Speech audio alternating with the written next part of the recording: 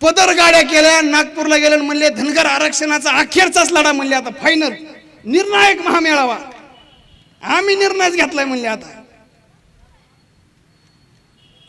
निर्णायक महामेळावा झाला म्हणले, तिथं फसवणी साहेबांनी म्हणले सोलापूर विद्यापीठाला आपण पठ्ठा नाव देणार. काय नाव देणार? पुण्यश्लोक अहिल्यादेवी होळकर सोलापूर विद्यापीठ नाव म्हणतात. धनगर आरक्षणा संदर्भातचा प्रश्न आज तसाच आहे. सोलापूर विद्यापीठाचं काय झालं ते तावडे साहेब म्हणले विधानसभेच्या ऑन रेकॉर्ड कॅमेऱ्यासमोर, जर पुण्यश्लोक अहिल्यादेवी होळकरांचं नाव सोलापूर विद्यापीठाला दिलं तर समाजामध्ये जातीय तेढ वाढेल. तावडे साहेबांना कधी कधी जाणीव करून द्यावी लागते की तावडे साहेब तुम्ही आता RSSच्या हापचडीतले स्वयंसेवक नाही राहिले.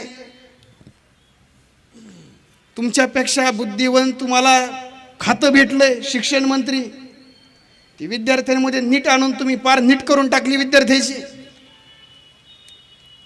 तावडे साहेब म्हणले सोलापूर विद्यापीठाचं नाव दिलं समाजामध्ये तेढ वाढेल.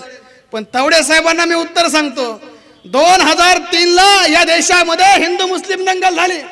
या देशामध्ये हिंदू मुस्लिमांचं बाबरी मस्जिद पडून या देशामध्ये सगळ्यात मोठा वाद निर्माण करण्यात आला. NDTVच्या तत्कालीन रिपोर्टर तलवीन सिंग नावाची रिपोर्टर महिला, त्या बाबरी मस्जिदच्या वादाच्या काळामध्ये संबंध देशभरामध्ये हिंदू मुस्लिमांचं वादळ पेटलं होतं. हिंदू मुस्लिमांकडे बघत नव्हते, मुस्लिम हिंदूंकडे बघत नव्हते. एक धार्मिक दंगल या भारतामध्ये उभा केली होती. त्यावेळेस ती तवलीन सिंग नावाची महिला त्या इंदोरमध्ये गेली, महेश्वरमध्ये गेली आणि महेश्वर मधल्या लोकांशी चर्चा करायला लागली. हा देशभरामध्ये सगळा देश आज हिंदू मुस्लिमांच्या द्वेषाने लढला. हा सगळा देश एका वेगळ्या वाटेवर चालतोय. या इंदोर महेश्वरची अवस्था काय? आणि त्यावेळेस त्या ठिकाणची लोक सांगायला लागले की देशभरामध्ये जरी हिंदू मुस्लिमांचं वातावरण पेटलेलं असलं तरी या इंदोर महेश्वर मध्ये कुठलाही पडसाद उमटले नाहीत. या उलट दिवाळीमध्ये मुस्लिम मोठ्या सहभागी व्हायला लागले. ईद असेल तर ईद मध्ये इथला बहुजन समाज हा सगळा समाज ती मुस्लिम समाजासोबत सण साजरे करायला लागला. त्या तलवीन सिंग नावाच्या रिपोर्टर महिलेला आश्चर्य वाटलं. सांगत होतं की या देशामध्ये जर हिंदू मुस्लिमांच्या दंगल होत असल्या तर याच्या कुठलाही पडसाद या महेश्वर मध्ये उमटलं नाहीत. कारण याचं एकमेव कारण आहे, 350 वर्षापूर्वी अहिल्यादेवी होळकरांनी आम्हाला या ठिकाणी जी समतेची शिकवण दिली, त्या समतेच्या शिकवणीमुळे आज या ठिकाणी कुठलेही दंगे घडलेले नाहीत.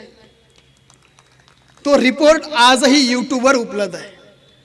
तावडे साहेबांनी बघावं ते, यार आपण बोलतो काय, आपण खातं कोणतं आहे, आपल्याला काय करावं लागतंय. त्यामुळे धनगर समाजाच्या आरक्षणाचा विषय तसाच आहे. धनगर समाजानं या बाबतीत जागृत झालं पाहिजे, संविधानाच्या कुठल्याही चौकटीत न बसताना.